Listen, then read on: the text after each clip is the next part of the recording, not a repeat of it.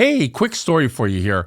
We've seen it happen more than once here in the Twin Cities. A deal is moving along just fine, and then right before closing, a furnace issue, an electrical concern, or even a roofing question pops up. And suddenly things get stressful. That's exactly why we created our worry-free closing program at Twin City Heating, Air, and Electric. We send a licensed technician out to check the furnace, AC, electrical safety, water heater, and water softener, coordinate a roof evaluation with a licensed roofing contractor, and provide a full report on all the home's major systems. We can do this during due diligence or even before a home is listed, so potential issues get caught early. If you're a realtor or you're buying or selling a home, there's a simple way to keep things smooth. Twin City Heating, Air, Electric, built here, stays here. From working in his family's Chinese restaurant, to bartending, to becoming present-day owner of Twin City Heating, Air, and Electric, my father's true superpower is human connection. Now, he's on a mission to capture the most fascinating stories that make up the Minnesota community. You're listening to the Twin City Tales podcast. Today's guest, Alex Pavlov, and this one's powerful. Alex's journey starts right here in Minnesota, but his story goes far deeper than most. Growing up as a son of a Ukrainian Russian immigrant, he faced poverty, identity struggles, and the constant pressure of trying to figure out where he truly belonged. From wearing secondhand clothes to navigating life between cultures to years of caregiving for his family, Alex spent decades putting others first before finally stepping into his own life. And along the way, he learned something most people take a lifetime to understand. That success isn't about a job. It's not about a paycheck. It's about owning who you are. Now he's taken that journey and turned it into something bigger, becoming a real estate professional, a storyteller, and the author of Scars Tell Better Stories, a book about resilience, healing, and finding meaning through everything in life that throws at you. At this conversation about identity, adversity, growth, and what it really takes to go from surviving to finally living. Alex Pavlov, welcome to Twin City Tales. Thank you. Thanks for having me. It's a pleasure. So take me back to what it was like growing up in St. Paul as a son of a Ukrainian Russian immigrant, trying to figure out where you actually belonged. Yeah, thanks for asking that. It was difficult because when my parents came over here in 1952, right after the war, they experienced a lot of really bad stuff happening in the former Soviet Union. And when I came over here, we grew up, my first language was Ukrainian and Russian for many, many years.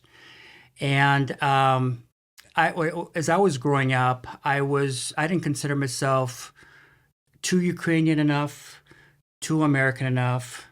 And I never knew where I belonged because I tried to be American, but my parents really tried to instill the Ukrainian and Russian culture. But then when I tried to live by the Ukrainian standards, with their customs, traditions, I want to become American, be more like my friends, and never felt that I was not on this side and I wasn't on that side. So it was a constant battle for many, many, many years. And I tried to talk to my parents about it, but they didn't understand because they were trying to acclimate to the new country. They basically came over here with a suitcase and they left all their dreams and their family over there. So trying to have a conversation with them, I couldn't. So I grew up with that, and it was really difficult for me to speak to other people because they had no idea where I was coming from or what I was talking about. So my whole life, I just basically kept it inside. That's interesting that you say that because I feel like when you're younger, you're different, even though you might not look different. Sometimes I just look different, right? But it's Sure. like people will see that, but your mentality is I'm trying to fit in. Oh, yeah. And I think there's a little bit back in when your parents came over, right? So you're not that far removed from the war, right? Right. And then people were talking like the Russians are now the bad guys, right? Of course. Like they're the ones that has taken over Germany, and that Of course. we got to watch out for communism, right? And so now you've got that stigma on you. How did you work through that? It took many years. When I was growing up, a lot of people did not know where Ukraine was. Everything was Russia, Russia, Russia. Was there a different name for Ukraine at that time? It was No, it was always Ukraine. okay. It I was always always thought Ukraine. that there was Yep, another Ukraine. name for it. And I grew up being called a communist. And so I try to hide that identity because my mother is Ukrainian and my father was half Russian and half Ukrainian. So I pushed the Ukrainian, not the Russian, because I was embarrassed to say that I'm Russian because I was considered a communist. It was difficult. I mean, probably the first 6 years of my life, even though I attended elementary school, most of my friends were the Ukrainians, either through church, youth organizations, and stuff like that. And for many years, my mother did not allow me to play with the boys outside because she didn't understand their culture. And when I was about 5 or 6 years old, she actually allowed me to play with my next door neighbors, which was a rude awakening for me because I really did not know how to interact with them. In school, it was one thing because it's structured. You had your teachers, you had your principals, you had your assistant principals. But when you're trying to live your own life with your friends, it was difficult, very difficult. Plus, there was a language barrier. I did not learn how to speak Ukrainian, like I said, until I was maybe 5 or 6 years old because everything was pushed Ukrainian and Russian, Ukrainian and Russian. Everything was Ukrainian and Russian, which was fine, but I want to be over here. And Ukrainian. And when my mother finally allowed me to be with my American friends, I didn't know how to act because everything was Ukrainian culture, Ukrainian food, Ukrainian music, Ukrainian this and that and that. I did not know how to be an American. It was a constant struggle for me. Yeah, I feel like that's the same with somewhat my identity growing up, absolutely. right? Being Asian, like people are like, Absolutely. what kind of food do you eat? Well, I eat normal food like everybody else, but yes, every once in a while I have a Chinese dish, right? Oh, absolutely. So, but like, just curious because I feel like one of the things is I think sometimes war is God's way of teaching people geography, right? Amen. I Absolutely. just think it's kind of funny. But like It's true. Ukraine is right next to Russia, if I remember right, well, what's going on today, right? Yes. And so being pulled in that, how do you feel, if you don't mind me asking? No, not at all. How do you feel about that conflict going on over there right now? Well, it's hard because my mother's cousin came over here many years ago. She's gone now. And I learned more from my cousin or my mother's cousin than my parents because when my parents came over in 52, they just had a different mindset because the war was still in the back of their mind. But when my cousin came over here and she started teaching us about exactly what's happening in Ukraine, what's happening in Russia, it was almost like a foreign language to me because my mother taught me based on what she grew up with. Well, being here in America for 50-some years, 60-some years, it's like I'm learning about Ukrainian culture all over again because now it's a different era, a different time. And the challenges that I had or the issues that I have with the war right now is when my cousin came over here, my mother's cousin came over here, she had a son. And after the war broke out, we tried to get a hold of him and the phones were down. So we don't know if they're alive, if they're dead, or if they moved somewhere else. Well, what people don't understand is there's a lot of Ukrainians that live in Ukraine that have relatives in Russia. There's people in Russia that have relatives in Ukraine. So they're basically fighting each other. I mean, you could have a brother in the Russian army and you could have a brother in the Ukrainian army, and they're fighting each other. So I take it personally because even though I was never there, my parents from over there, and it would be like if Minnesota had a war with Wisconsin and you had relatives here and there, you're fighting each other. Yeah. And it's really hard for me to relate to them. It's hurtful. It's hurtful. I can imagine. And, it's just part of history. Like Russia, if I remember right, and I think people kind of forget this, Russia was kind of its own little state, but in the USSR was like a whole conglomerate together, right? Kind of like the United States. Yeah. So like Ukraine and Russia were actually under one country at one point. Not necessarily. The Russians were under the whole Soviet Union. Ukraine at one time used to be an independent country. Okay. And the Russians took over for like 85 years, and Ukraine only became independent maybe about 25 years ago. Yeah, when the whole split up of Russia happened. Yeah. Yeah. And the problem that what's happening now is when I was growing up, the church that I used to go to, I spoke Ukrainian to my mother and I spoke Russian to my father because that's what I grew up with. But a lot of these old-time Ukrainians used to look at us and say, this is a Ukrainian church. You have to speak Ukrainian. Well, I fought that because, well, I'm Ukrainian, I'm Russian or part Russian. This is who I am. But I grew up speaking more Ukrainian. But now, with all these Ukrainian young immigrants are coming over here, they're speaking Ukrainian and Russian because when Russia controlled Ukraine, Russia tried to make Ukraine a Russian-speaking country. So you grew up with both. But now that Ukraine broke off with Russia, they're starting to speak more Ukrainian than Russian. And I'm guessing it's probably going to be at least a couple of decades before the Ukrainians actually start speaking their own native language. Interesting, because I know, like, and I'm not a linguistics expert, but I know, like, Chinese, it constantly evolves, right? And I'm sure Absolutely. Ukrainian and Russian evolves. Yeah. And Chinese has kind of evolved to mix a little bit with Mandarin into, like, kind of, for lack of better terms, I think people understand it listening out there, is like Spanglish is kind of one of those things that they've Exactly. started combining, right? Exactly. Is that what is happening to the Ukrainian and Russian language? A little bit. Two different languages, but similarities. Right. Like, for example, Spanish and Mexican. You know, they have different dialects we can understand. Right. Most of your Slavic languages, there's a lot of similarities. Like, I do not speak Polish, but there are a lot of Polish words that sound very Ukrainian and Russian. So I may not understand, but if I can pick up words here and there, I can kind of get the gist. I can get the gist of what's going on. But Ukrainians do have their own villages, and they do have their own dialect, no different than living in Minnesota and living down south someplace. Wow. It's the same language, but different dialects, different slangs. It was kind of funny because when my mother's cousin came over here, I had a really hard time understanding her. I've always wanted to know what it sounds like to an American, what a Ukrainian Russian language sounds like. I got a taste of that because when she was talking to us in Ukrainian or in Russian, I didn't understand half the words what she was saying. My mother didn't even understand because back in those days, they didn't have words like technology, Right. computer. Right, So it's right. like, okay, so this is what it sounds like.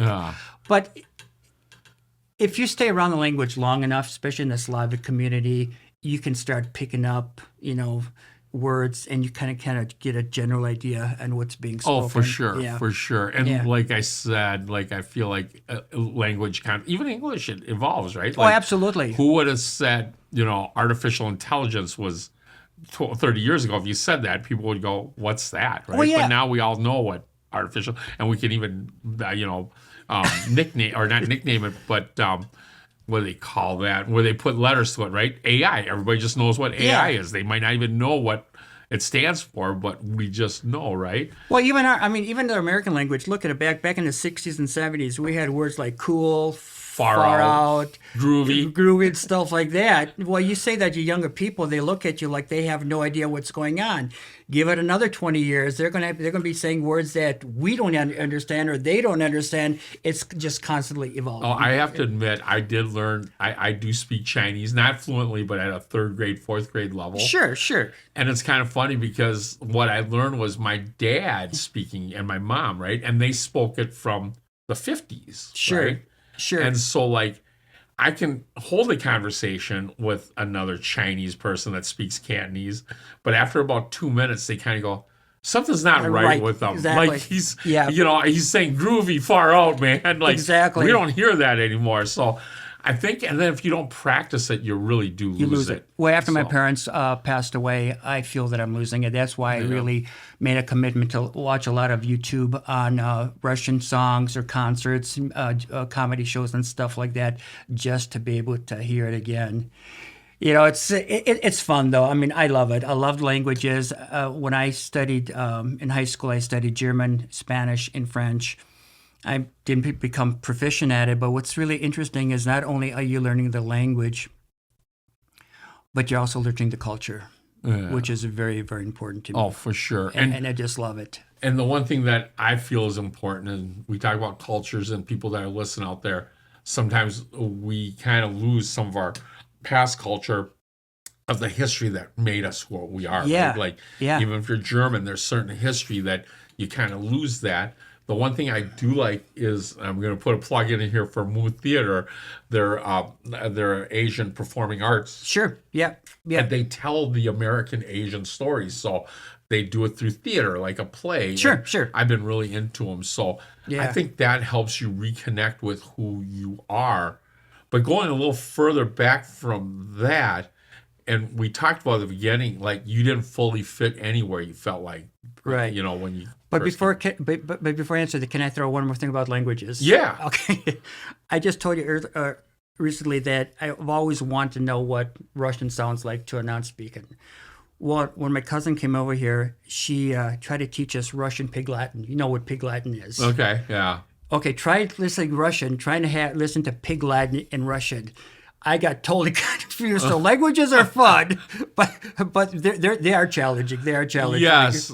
You know, since we're talking about languages, what's really unique is like, it's kind of funny because like, I think like the different areas in Europe, which is amazing. They have so many different languages in Europe, right? You can't go from Germany, which is only how many miles from Ukraine? It's not that far. It's not that far at all. Right. Yeah. But you cannot go up there and start talking to each other because it's really hard, right? And even if you wrote it down, they still wouldn't be able to understand each other. Am I correct in saying that? Like if you wrote down the language and try and... But what's amazing about China or my culture, which I think is still amazing, not that one is better than the other or whatever, but China is so big and so many people there. Yes, and they speak different dialects of Chinese. Like I cannot understand Mandarin, even though I speak Cantonese, and there's a lot of Cantonese people that don't understand Mandarin. Yeah. But what they can do, which I still think is amazing, is they could actually write a note in Chinese, whether they speak Mandarin or Cantonese, and they can understand each other. Interesting. Wow. Isn't that wild? Yeah, I mean, I think it's kind of cool. I mean, it is. It's just one of those things that, and for that big of an area, because the landmass there it's huge. Is so much bigger than even the European countries. Yeah. And I just find that amazing how human nature is just works that way, right? I just wish more people would, at least to learn a language, anything, just take a class. And it's so fun. It's so much fun. They say, and that's what they say, like why the immersion schools are so successful, because if kids are learning a second language, their brain works differently and works at a higher level. It does. So it's interesting. I tell everybody, if you want to learn a language, the best way to do it is, get your grammar and your conversation here. But if you have that opportunity, actually go to that country. Because, I mean, it's when you're studying in high school, you might have, like, say, German twice a week. And then you go home and you forget about it. Yeah. But when you're in that country, you are forced to learn that language. Not only language, again, the customs, traditions, and, in Ukraine, it's called oblast. Oblast means basically like a region. And Ukrainian Russian, there's a lot of these little oblasts. And again, each one has a different dialect. And sometimes listening to two different people from two different villages trying to speak, it's very entertaining. They understand each other, but it's a little bit different. Yeah. It's like, it's kind of cool. I like it. It's fun. So it's not Rosetta Stone. No. No. You got to practice it. You got to practice it. So going back to what you talked about, like you never fully fit in. Yeah. How did that shape who you are later on in life, you feel? Good question. A lot of soul searching. I had to finally put my foot down and I have to realize I am who I am. My ex-fiance years ago, she had a daughter that used to say this word, whatever. And it used to drive me crazy. Now I'm kind of living by that word is whatever, meaning that, God, how can I explain this? Sometimes I have a hard time. It was challenging. I didn't have a lot of friends when I was growing up because they don't understand me. Reading a lot of books, going to school, and just listening to people from other cultures, the challenges they had. And I finally probably realized in my 40s and 50s, I am Ukrainian, I am Russian, and I'm American. Even though I was born here, I still have kind of that European blood. And I had to put my foot down and say, I cannot be embarrassed on who I am. This is who I am, and I have to live the best I can. It was hard though. I've always wanted to. I know I'm kind of jumping around, but I always wanted to have an identity. But every person that I spoke to about what my challenges were, they had no idea until I started meeting people that were in the same boat that I was in. Like you, being Chinese, living in America, meeting somebody that's from Africa, the challenges they had. And I finally realized that there are so many people out there that are in the same boat. And the only way to find out who my true identity is to speak with people that have the same challenges that I do. And once I started listening to their stories, I realized, wow, they're in the same, they understand what I'm going through. Yeah. So little by little, I just started expanding, learning more, and just embracing who I am. Yeah, and understanding that is huge. And I always think that understanding how we think is different too, but and how you get there. Because absolutely, I feel like, yes, you were like probably a little more cognizant about you being different. And I think for me, I started into leaning like, I'm not different. I'm one of you, right? But that's how I started. I feel like for me, if that question was asked to me, what you've talked about, about how I didn't fully fit in anywhere. Yeah. I would try harder to fit in, right? And I think that's what created who I was, to be able to and I feel like we talked a little bit about the same. We hung out with all sorts of different people while we were growing up, from the burnouts to the jocks to the druggies to the guys that got good grades to just the normal everyday people. Yeah. We relate to that more because we just wanted to fit in. And I think that helps us fit in with what we're doing in life. It is. I mean, for me, it was difficult because, like you said, when I was in high school, I hung around with the jocks. I hung around with the burnouts. I hung around with the geeks. And I hung around all these people. And I wanted to be like them or be part of them. But at the same time, I was battling myself who am I? I want to be all this. But who am I? Yeah. What is my identity? And again, you try to talk to these people and they just don't understand. So I just learned to keep my mouth shut and just have it just burn inside me. And it's funny because we all have different stories where we came from, right? Like I feel like when we had the conversation, absolutely, you ended up with a lot of secondhand clothes. Your parents didn't have a lot of money, and that's kind of where you came from. Yeah. I'm going to come back to that. We'll follow up through that question. Yeah, absolutely. My deal was my parents I think that's what I was learning from, right? My dad owned a Chinese restaurant, but he kind of bought us everything that we needed to fit in, right? He may not have gotten us the Nikes, but he got us new tennis shoes, right? What if we weren't sure how to dress and he was going to date us? I remember we got Garanimals for me, right? You just match the shirt and the shirt with the monkey and the monkey pants, and you got an outfit, but you would fit in at school, right? So it was that mentality that I think my parents had. How did it go from when you were wearing those secondhand and trying to fit in to where you are now? Because I know that those early experiences taught you a lot about life and people. Oh my gosh. How did that? Yeah. If I can give you an example, I was in third grade. Okay, there were two stores downtown St. Paul. One was a Goodwill, and the other one was, I think, called Field Schlick. Field Schlick was a very upscale clothing store downtown. We had a code word in the family that whenever my mother went downtown to go shopping at the Goodwill, and she didn't want to embarrass me in front of my friends, she said, we're going to go to the Field Schlick to give the impression that we have a lot of money, which we did not have any money. But I remember I was in third grade, and my mother went to the Goodwill, which is fine because I shop at Savers, Goodwill. You can buy some really nice clothes back then, or now, but back then it was a different mindset altogether. So it's embarrassing. I can't even believe I'm saying this. So in third grade, I went to school. right before school started, my mother bought me a couple of outfits, but most of the clothes that she bought was from the Goodwill. So she bought me this nice shirt. She had a wash. I wore it to school, feeling, cocky, feeling, I got a new shirt. And people started laughing at me. I couldn't figure out why. Well, apparently that spring before, there was a family that didn't live very far from us. They brought all their kids' clothes to the Goodwill. So basically, my mother bought a shirt that belonged to one of my classmates. His name was still written on my collar. Do you know how embarrassing that is for somebody to be in third grade? Yeah. And that haunted me for so many years. When I was younger, we didn't have enough money, so I used to shoplift for my clothes.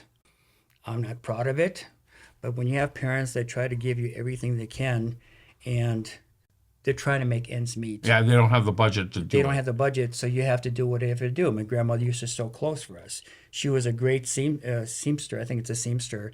But being in third and fourth grade, walking around with fuchsia outfits and with butterflies and stuff like that. Well, it's really not cool for a guy in third grade walking around with pink shirts with butterflies on it. But she did the best she could, so we wore it. It haunted me for a long time. So when I became a little bit older, I realized that, I'm not saying that clothes is important to me, but I learned that I had to work hard to get what I want to get. Right. And so it was difficult.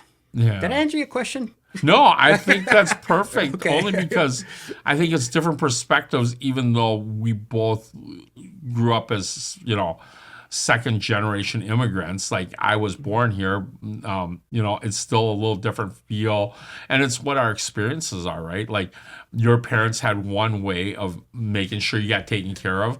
And I think my dad and mom had a different way. I have to be blessed like you, like they did what they did to make it work for you. I think my parents didn't want us to like stick out as much. Do you know what I mean? Oh, absolutely. I mean, I remember getting Nikes when I was in 7th grade because everybody had Nikes, right? Yeah. And, like my dad could afford it at that time, right? Sure. But that's part of the mentality, right? You do what you do to fit in. Oh, yeah. So it's interesting, and was that's what makes who we are. I think so. It really does. I think everybody has their own stories, and I'm really glad what I went through because it helped me become who I am right now. I appreciate things more than I would have done before.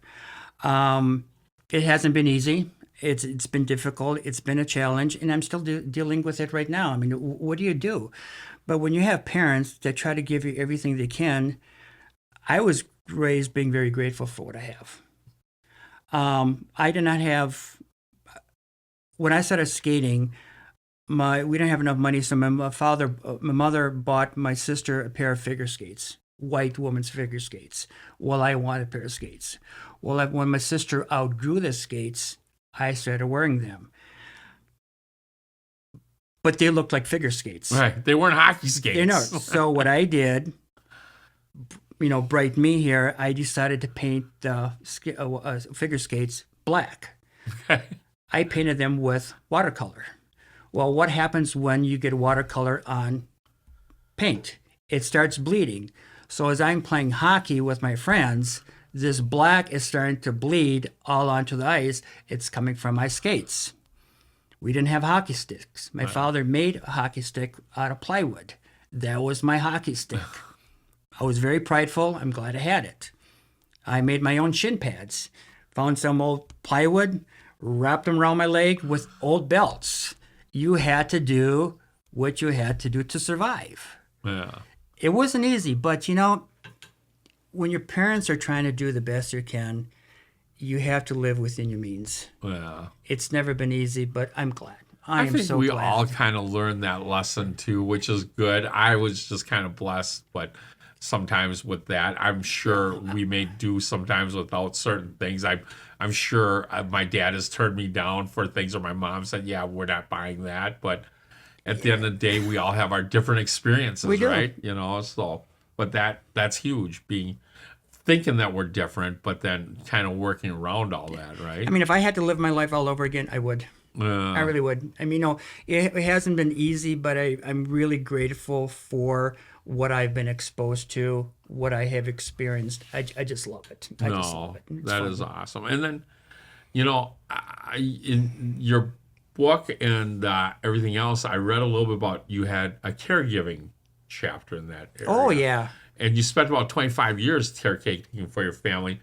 How did that season impact your identity and your ability to focus on yourself later? The book that I wrote called The Scars Tell Better Stories, it took me about 3.5 years to write this story. And it's a little bit about what my parents, the struggles they had when they came over from the former Soviet Union, how it impacted their life and how it impacted my life. And the reason why it took me 3.5 years to write this book is because I had to relive a lot of the things that I tried to bury. I was dating this woman years ago, and she was a recovering alcoholic. And one of the things that they had to do is they had to write a letter to everybody that they hurt and everybody that hurt them. Now, they had two choices, either physically sending out the letter or just getting it off your chest and out. That's what I had to do here. I had to get it out. I didn't want to do it because I was afraid of being judged. But then my mentality was, whatever, this is my story. Everybody has a story. And I knew that some people would resonate with my story. And few people that read the book, that they mentioned, they go, Alex, my God, Alex, this is exactly what I've been battling through all my life. But I never knew how to talk about it. I go, I know exactly what you're going through. So I'm hoping this book will actually help somebody. But I had to write the book because, like I said, I was dealing with a lot of demons. And the only way I knew to get rid of them is just to put them on paper and send it out. And plus, writing that book, it really helped me to dig really deep inside me. Where I was, where am I now, and hopefully where I'm going to be. And sometimes it's one thing talking about it, but when you actually put it on paper and you read it over and over and over, it's almost like then you start reading between the lines. So you really start to understand who I am, where I was, and why I went through what I went through. Because hadn't I gone through what I've gone through, I would have never written the book. Had I gone through, if I never gone through what I've gone through, I'm also a personal trainer. And a lot of the clients that I have are elderly people. So when we have a conversation, we understand each other. And so all these, and then I went to seminary school also. I learned a lot about myself going through seminary. So I think I had to go through that journey to get where I am. I try to forget about my past, especially the bad stuff. But then again, I cannot, because it's the bad stuff that made me stronger for who I am right now. It's like a roller coaster. It just it kind of goes like this. And going back to the bad stuff that happened, I feel like, and I've always kind of, as I've gone through life, I feel like the bad stuff, yes, you shouldn't dwell on it, but sometimes it's almost like being grateful for it. Absolutely. Takes away the fear of it being there, right? Because I think it's... Absolutely. I think Jamie Ogden said it best. If you have 100% gratitude, you cannot have any fear in it. Absolutely. Right? But if you have like 50% gratitude, 50% fear can sneak into that. Absolutely. So I feel like practicing gratitude every day and just being grateful for what you have and what you're going through. Absolutely. 14 years. Huge. Yeah. 14 years ago, I was in a car accident. I was a limo driver at the time. And being Ukrainian and Russian, we celebrate Christmas in January. We go by the old calendar. So when I was working for this limousine company, the gentleman that owned it happened to be from the same town that my mother was in Ukraine. So he hired me. And on Christmas Eve, which was December 24th, he asked if I wanted to take a family out to look at some holiday lights, and I did. Well, as I was showing the lights, I was standing outside my car, and a young gal came around the corner going very high speed. She didn't hit the car, she hit me. Put me in the hospital for almost 7 months. And there was only one time I said, God, why me? But I realized that for so many years, God has been trying to get my attention. And I said, I'll call you when I need you. I think he finally put me in that place for him to say, hey, I have plans for you. You need to slow down. So I tell everybody, this accident is probably the best thing that ever happened to my life. It wasn't easy, but people say this will never happen to me. It can happen to you. The things that I was taking granted for, these are the things that I embrace. again, I feel that if I wouldn't have never gone through what I've gone through, I probably wouldn't be sitting here with you right now, and I wouldn't have a different mindset. So I think a lot of times we have to go through the ugly stuff to get us to where we had to be, or sometimes we have to reflect on where we were, and if I can get through this, anybody else. You just have to have a good group of friends that believe in you, that will trust you, that will encourage you, that inspire you. But sometimes you have to fall back to be with those people that have gone through the same hell to get you where you want to be right now. I love it. I love it. Absolutely. And going back to a little bit of like the past, right? Like I want to get into how you got into real estate. Yeah. I think we talked a little bit about like, you once said you needed a steady paycheck and you couldn't live on commission. What changed that mindset for you? Because real estate is a lot of commission, right? Like it is. It's not a steady paycheck all the time, and you got to hustle every day. It is. I mean, there's so many different type of hairdresser. Somebody was a hairdresser. There's a lot of there's different types of real estate people. Some go for the money, some for this. I am more the people person. There's nothing more gratifying is when somebody calls you up and say, Alex, this house that we bought, I love it. My kids came over. My grandkids came over. My dogs were running around the backyard. It's like, wow, what other profession can you get into other than a medical where you can actually build a rapport with somebody, have that conversation with somebody, build that friends. And I did have my license years ago when I lived in California and when I came back to Minnesota. But then again, I committed my life to my parents, to my grandparents, to my uncle. When they were starting to have health issues, I took care of them, and that's where the being a caretaker came in. I put my life on hold for about 25, 30 years. I had to take care of them. But now they're gone. I'm starting to live my life. So basically what I'm doing right now, I should have done it when I was in the 20s. People at my age are retiring. I'm basically starting my career all over again. But it's fine. I enjoy it. Doing open houses, trying to negotiate, your contracts and everything that's involved with real estate. I love it. It's fun because you really have the chance to sit down have a cup of coffee with somebody and really get to know who they are. I just love it. It's fun. It's not easy, but it's fun. No. And, I know I'm going to go back to this a little bit because you had the steady paycheck. You went commission-based. What did you learn about yourself when you finally did that? And instead of hey, I'm going to bet on myself rather than having that steady paycheck. Well, that's what it is. I had to make a decision. Do I work for somebody and make them rich and have them travel all over the world? Or should I take that energy that I would be giving to somebody else, take that energy and give it to myself, be my own boss, work when I want to work, go places where I want to go. It's challenging because now you're accountable for all your actions. You don't work, you don't get paid. But when you're working from 9 to 5, you do your job, you go home.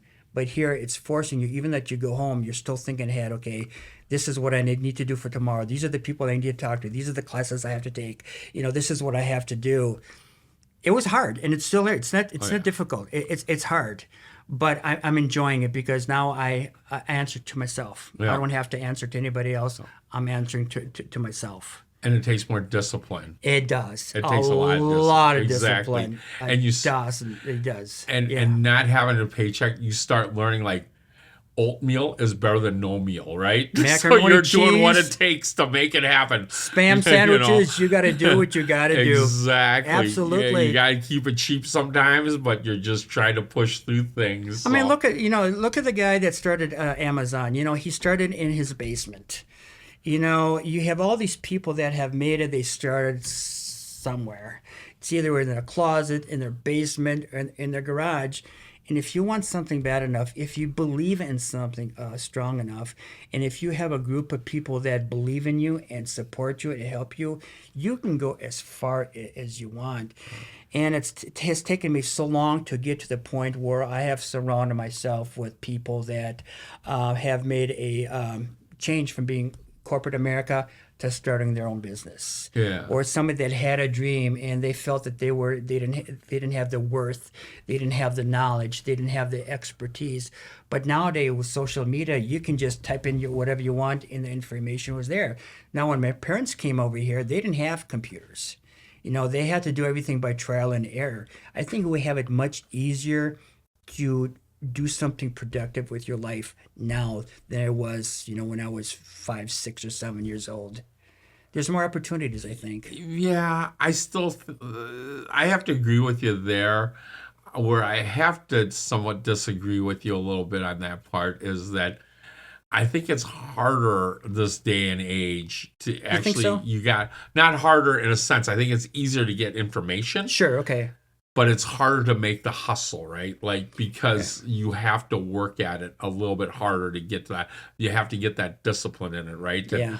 I'm a firm believer of and you brought up a good point about Amazon, right? Like, but people don't know what the back end of that Amazon is, right? Like, that guy hustled, and I read the Zappos book, which is interesting. Yes. And Zappos became a part of Amazon, but that guy hustled. Like, he did. It was work. It wasn't like I just get the information and I'm all good, right? It's like you had to physically go out and break down, knock on doors. Absolutely. And just, it's the hustle and the grind of it. And, it really is like people don't realize, like, nobody's an overnight success. It's pushing and going through all the trials and stuff. Well, yeah, I mean, when I live in California, you see all these stars living in these multi-million-dollar mansions and stuff like that. And I worked on the sets. I know what it's like. Yeah. You're doing a scene middle of a desert. 3:00 in the morning when it's cold. They don't see what's happening in the background. They just see what's on the forefront. Yep. Same thing with Amazon and all these other people. They do not see what happened over here. And small businesses. Small businesses. And realtors that are local. It's a grind, and you do work at it, and people don't always understand. Like, just because you're a realtor, some people just that surface of what you do, just drive around people, look at some houses, and you sell them one, right? How easy is that? I wish it was that easy. I agree with you. I know it's not. If it was that easy, I'd be a realtor because I'm not that. Everybody. They don't realize sometimes you have to take a couple out to look at 30, 40 different houses. And at the very end, they say, no, we don't want to do anything. And is it really even just looking at the houses? It's writing up the contract and making sure all your P's and Q's and I's are dotted and crossed, right? I mean, it's more work than what people think. It is. And that's why I'm really grateful working where I am, because I have a good team of people that I work with. And, it's a very evolving industry. And what's really nice is that if I have a problem or if I'm not sure of something, I always have a group of people that I can go to. Hey, listen, I'm stuck. Yeah. What do I do? Yeah. Help me here, please. I'm drowning. But that's the beauty of what you're doing right now, I feel like, because you've gone through all those trials and tribulations. And with the book, I'm bringing it back to that because that has been your pride and joy lately, right? Yeah. Like, that was a lot of blood, sweat, and tears put in that. And that's why I talk. It's a lot of discipline, a lot of hard work. But that book, Scars Tell Better Stories. What made you finally decide to put all your life on paper? And what was the hardest part of doing that? The hardest part was reliving what I tried to bury. That was the hardest part because, again, I had to relive a lot of things that I really didn't want, that I tried to forget about. What motivated me to write this book is when I was working at the gym, again, like I mentioned earlier, a lot of my clients were elderly people and the stories they shared. It's like going to a therapist or a psychologist. After a while, you build that trust and you can speak freely. Well, working with these clients that were similar to my age, they felt safe with me. They shared stories with me. Even when I was a hairdresser, when I had my 2 salons, I had clients that would come in for a service and we would never do the service. They would just sit there and talk because they had stories.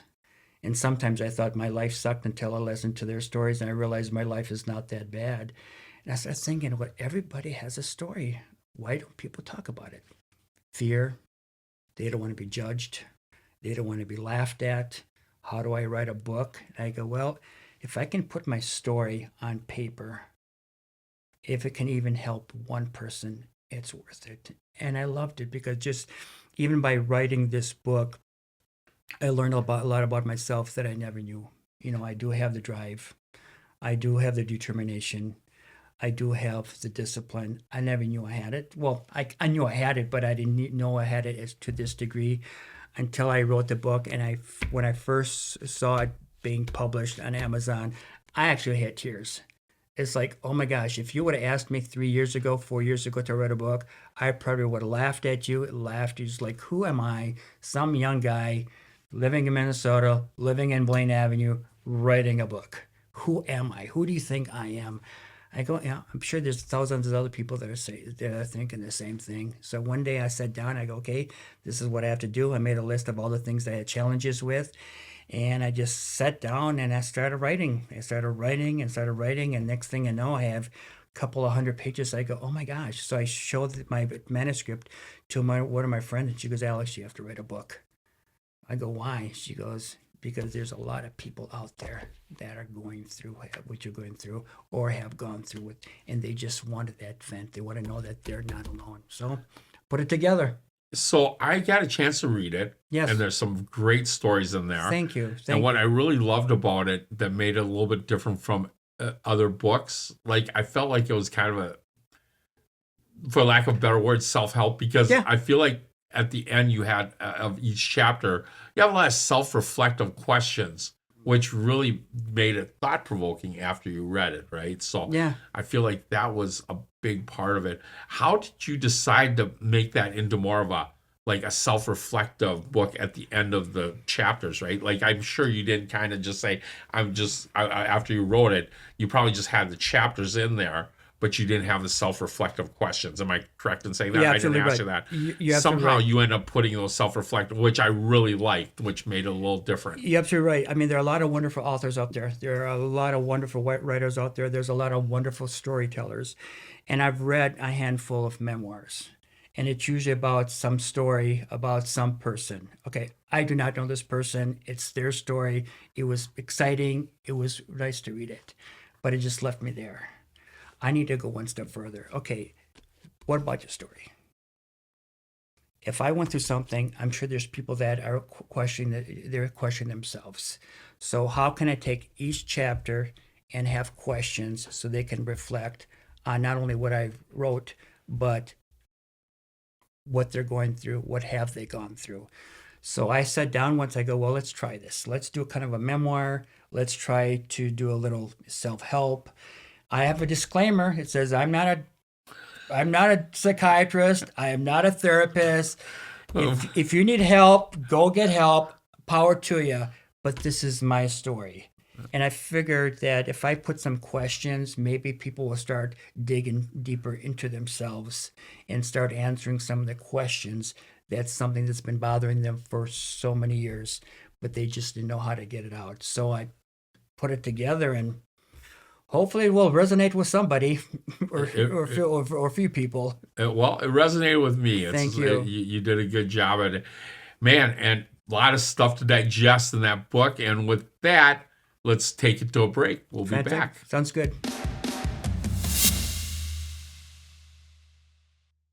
Anoka Meals on Wheels, a nonprofit organization that I proudly support, delivers more than just nutritious meals to seniors in our community. They deliver connection, care, and peace of mind. Their volunteers don't just drop off food. They check in, share a smile, and ensure our neighbors know they're not forgotten. I know because I am one of those volunteer drivers. Help us keep serving those who need it most. Visit mowanoka.org to volunteer, donate, or learn more about Anoka Meals on Wheels, nourishing bodies and spirits one meal at a time. Ever walk into a house and flip a switch and have no idea what it actually does? Like, is it a light, an outlet, or something in the garage? Nobody knows. Or what about when you plug in something into an outlet and it just slowly falls out like it's giving up on life? Or worse, the outlet just doesn't work at all. Well, we see that stuff every day. At Twin Cities Heating, Air, and Electric, we help homeowners take care of those small electrical issues before they turn into bigger problems. Loose outlets, dead plugs, mystery switches, we'll track it down, fix it right, and make your home actually work the way it's supposed to. So if something feels off electrically, it probably is. Twin City Heating, Air, and Electric, built here, stays here. Feel the difference.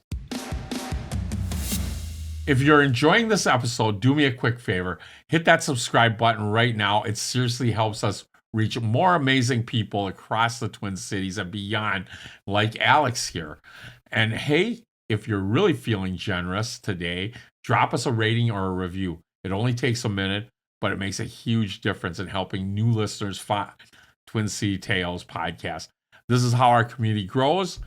You can find us wherever you listen to podcasts, Apple, Spotify, any of where you consume our podcast, any podcast. And don't forget to follow us on Facebook at Twin City Tales for some behind-the-scenes moments, episode updates, special announcements, and all the fun stuff you don't get to see on the mic. We appreciate you more than you know. And remember, you can't go wrong with Wymond Wong on Twin City Tales podcast. And now, this is the part where we go into our photo reveal. That sounds good. And there's some great, fun pictures on here. And I really like this one. I mean, you look so dapper here. I'm getting a little nervous here. No, yeah, you'll be fine. Oh, my God. Look at that. Yes. Was this in Minnesota here? Yeah, it was our backyard in St. Paul. Okay. Yeah. Okay. It's black and white. I'm guessing it's probably a late or mid 50s, early 60s. Well, I was born in 58, so probably early 60s. Yeah. And that's how my mother used to dress me. She would not allow me to go outside and play unless I had a shirt on, and my shirt had to be tucked into my pants. And I remember wearing that fedora. Yep, that was me. That was me, a little GQ right there. You know, and it's amazing. Kids and even adults dress so much dapper in those days just to go outside, right? Well, that's why I like watching these old black and white Fred Astaire movies, because everybody was always dressed up so elegantly, just with class. I love it. Yeah, there is a lot of that. I just went to see Guys and Dolls. Did you really? At the Chanhassen dinner thing. I just love the costumes and that 50s look. I know it. And they seem to be more colorful back then, too. Yeah. So. Well, even the people back in those days that worked out in the streets, their pants were pressed, shiny shoes, nice shirt, nice tie. Always pressed and had that line. right down the middle. Yep, down the middle. That was classy. Yeah, it was. So, I miss those days. So this one, man, this was a real young you. Yeah, right out of high school, or were you graduating college there? No, that was 1977. Graduated from high school. Which high school is that? St. Paul Harding. Okay. St. Paul Harding. You're a Harding alumni. Yeah, that's when I had my long hair, and I thought it was cool. And my mother used to yell at me for having a long hair, but I thought it was cool. Now I look at those pictures, I can understand why she used to yell at me. You were a long-haired hippie freak, right was there, what they thought. Right there. There you go. You even had a faint mustache going there. That was hard to do when you were in high school, at least for me. It was. I mean, I would love to grow one, but my left side fills in, but my right side doesn't. Yeah. So I just shaved it. I said, forget it. I can't do this anymore. I might glue one on, but other than, no. Yeah. Wow. Yeah, I always never had facial hair. Dan grows a pretty good facial hair, but for me, it's splotchy and stuff. Yeah. But, I tell my buddies, because they always ask me, like, you should, when we were younger, you should grow a mustache. You should grow one of those goatees. Why? Yeah, why? I say grass don't grow on playgrounds. That's what I say. That's true. Wow. All right, I'm going to have a little talk with my sister. So I love this one, because we talked a little bit about this when you were, about part of your life. Okay. And what you did. And I'm like, wow, you look really good there. Yeah. And this was when you were in seminary school? No, I did a small part for a TV series down in California, and I played a part of a priest. And when we didn't talk about that in your acting. Yeah, my acting. I went down to California for 6 years to pursue my acting career, and I do remember that. That's when I had full hair. And you played a priest. Yeah. Did you have a line, or what was your line? I can't remember. This was back in '83. I think it was just a couple of lines. I've never saw the TV show. I do not even remember the name of it. I think it was called Sterling. I think that was the name of the TV show back then. It's called Sterling. Yeah, they dressed me up like a priest. It was your line, repent or perish. But I do remember after that, a bunch of us went and had a couple of beers. So, but I had to take that outfit off. I suppose. It would have looked very cool. As you're dropping 5 beers. Dressed up like a priest. Yes. Yeah, that wouldn't have gone very well back in those days. No. Wow. That brings back a lot of memories. And this one must have been shortly around that time, too. You were with your sister? Yeah, I think this was at the Festival of Nations downtown St. Paul. Or it was either that or my younger sister's graduation. Do not remember. The Festival of Nations. That's really cool. I heard they're bringing that back because they've had it for a few years. It's been gone. Yeah, it was around, I think, since 1950. They had it around, and then they stopped because of COVID. Yeah, and have never brought it back They're yet. thinking about bringing it back again, Yeah. which is great, especially for young kids to go there to see all the cultures. Yeah. It's phenomenal, just phenomenal. People don't realize how much it takes to put those on. Oh, absolutely. Like, it's a lot of work. It is. I have a friend. I don't know if I want a friend that runs the Minnesota the summer thing down in Taste of Minnesota. Taste of Minnesota, yes. Yeah, and it's a lot of work. It's more work than people know. Well, we talked about that earlier. You know, people always see what's up in the forefront, but they do not see all the work that goes behind it. And sometimes it takes a good year just to plan. I mean, as soon as they finish the Festival of Nations, they are already planning for the following year because you got the food vendors, you got the musicians, you got the decorations. It takes a lot of time to put one of these venues together. And if you're getting like just a great story from my friend that ran that bought the Taste of Minnesota. He would like start putting out feelers for musicians. Sure. And he has to get some good acts that play nationwide, sure. right? Yeah. And like a lot of those people are very prima donna like. I suppose I shouldn't mention any names, but apparently there's been a few where their demands are so high that he's like, yeah, this isn't going to work. Yeah. So, you know, even with the Festival of Nations, what people don't realize, actually now would realize what's really incredible is they bring a lot of students in there. And it's really interesting because, you know, each vendor serves the food from their country. Right. And I tell everybody, you can basically walk around the whole world within 20 minutes and try foods from different countries. And the dances are super cool because Well, Grace, my daughter, actually did the Korean dance. There you go. In that. Yeah, so it was really super cool. It's fun. Brings a lot of people. Yes, for sure. This one I really love. This one, look at you there. Yeah. Wow. It's a black and white photo. It looks like you are dressed up for either Halloween. Was it? Yeah. And you are so cute there. You look like just a round thing running around. Yeah, I was a little pudgy when I was younger. Were you? Yeah, that was for Halloween. Oh, my gosh. And that was our living room. Yeah. In St. Paul. Wow, yeah. Very nice. How fun is that? You were a clown there, it looks like. Yep. Yeah. Now, think about the old days when they didn't have cameras. You know, now at least we can look at pictures and reflect. Yeah. Let's look at the 1800s when they didn't have cameras. I know. Everything was up here. Yeah, but they had paintings. But they had paintings, yeah. But stuff like this is incredible. Yeah. Well, I think I'll be having a conversation with my sister when I get home. That was a good picture. And this one, you look very dapper. And like, that was very 80ish, right? And if you were showing houses, that would be you back then. Can I tell you a story about that fur coat? Yeah, absolutely. I went to a dry cleaner, this was many years ago, to drop off some clothes. And there was this mink coat hanging on the rack. And I asked the lady that owned the dry cleaning, what's the story behind that fur coat? She goes, well, somebody dropped it here like 3 years ago and never picked it up. And I go, what are you going to do with it? She goes, we're trying to get rid of it. And as a joke, I said, I'll give you $100. She goes, take it. So I gave her $100, got the fur coat, and gave it to my mom because she always wanted a fur coat. Well, there used to be a fur company downtown Minneapolis, and I brought it there just to kind of get an appraisal. It was a $10,000 fur coat for $100. That's the best deal. That was the best And my deal. mom, she wore it. She loved it. And her birthday's in October, so when I gave it to her, she had to walk around when it was 190 degrees outside just to show off. But they were really proud of it. They were very proud of it. You know what's really sad today is if she walked out with that, she'll get people saying, "Animal killer." Yeah. Times have changed.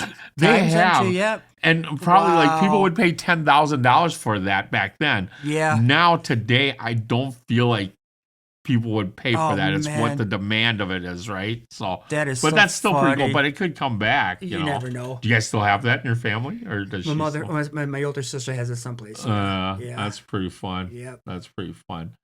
I'm Wow. gonna go back to this picture. Yes, a little nostalgic. It is the graduation picture Yes. out of Harding. Yeah. If you can go back in time on that day and run into that young man, what advice would you give him knowing what you know now? Beautiful question. Follow your dream. Don't let anybody get in your way. Because a lot of times what I found out is when people trying to talk you down, they're afraid of their own dreams. They're trying to hold you back. No But if doubt. something is burning in your heart, go for it. Regardless what anybody says, if it's in your heart, go for it. Don't stop.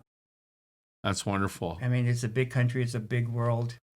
I mean, we have people coming from foreign countries that cannot speak English. They come over to America and they're on film. They're musicians. They have businesses. If it's in here, go for it. That's the Nice. biggest advice I give myself.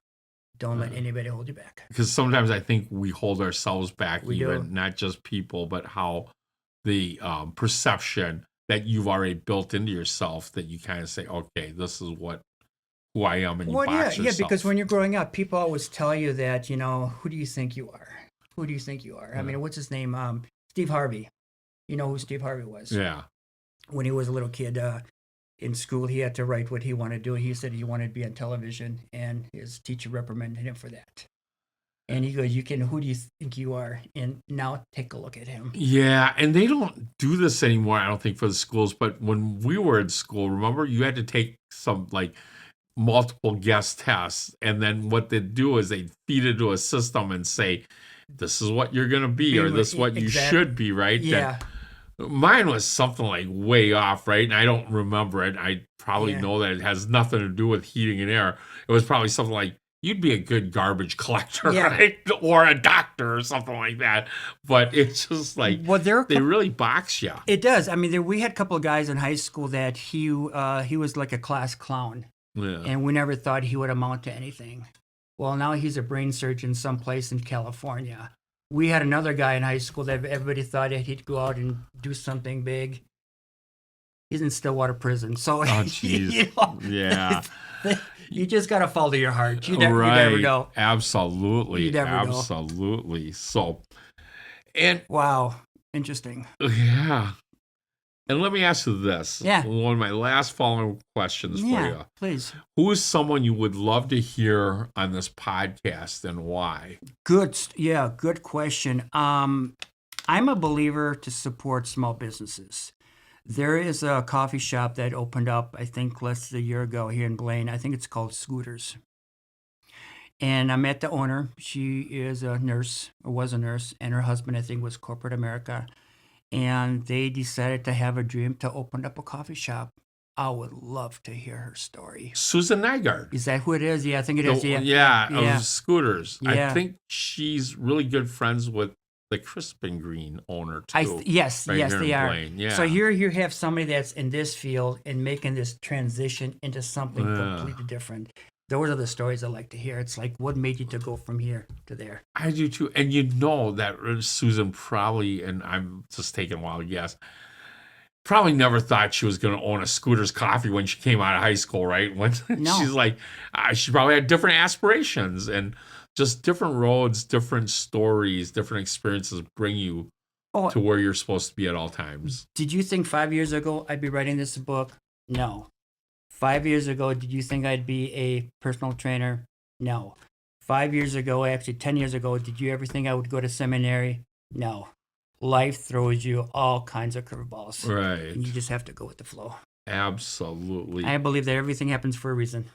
What? We don't understand it when we're going through it, but when we look back, we have that aha moment. So, do you have any aha moments right now for your next chapter of your life at all? or Yeah, what? actually, I do. I started writing my second book, which I put on hold, and it's basically a continuation of this book. But the one that I jumped into, it's going to be a third book. I really don't have a title for it. I'm a faith-based realtor. I go to church. I'm very faith-based, and I decided to write a book for first-time home buyers from a faith-based perspective. And that book should probably be out in June sometime. I'm just doing the final touches. And it's kind of funny. I never thought about being a writer, and I don't even consider myself a writer, but even though I have a book. But I think writing is my safe place. Nice. I write stories. And a lot of times I write stories, I rip them up, but it's something that I was thinking at that particular moment. And that's what I do on Fridays and Saturday nights. I remember when I was a little kid, or even when I was in my 20s, the thought of staying home on a Friday, Saturday night was not even a thought. Now I look forward to Fridays and Saturday nights so I can just go home, have my little adult refreshment, and listen to some nice classical music and just write. I just love it. It's so much how we change in life, right? It is. All I know is the other day I went to bed at 9:00 and it felt good. Yeah. But I think when I was 18 and somebody said, "Hey, you're going to bed at 9," I'm like, "Are you nuts?" It's night's still early, right? I don't go to bed till 2 a.m. So life changes. Well, even when my parents, when they used to go to bed early, I said, "Trust me, I will never be like you." What do I catch myself doing? Exactly. Home on Friday nights, home on Saturdays, in bed by 9 My o'clock. comfort zone, which is really sad, my comfort zone is dentures in the cup by 9. There you go. See, it's so good. So at the end of the day, this is where I just want to show you a little appreciation. Love, it's not a bucket of salt, but wow. We usually start out your own mug from thank you. the podcast. Nice. We also do a little trophy here from Twin City Tales. I love it. I'm for a coffee you being drinker. amazing and Interesting. thank you. And that's kind of what I do all the time. I give one of these thumbs up. So this is awesome. That's I love right. It. Thank you. And then, of course, what would it be if you didn't go on a podcast and an Asian guy gives you a bucket of fortunes to wish you good fortune for God, the I love year, you. right? Thank you. This is my dinner.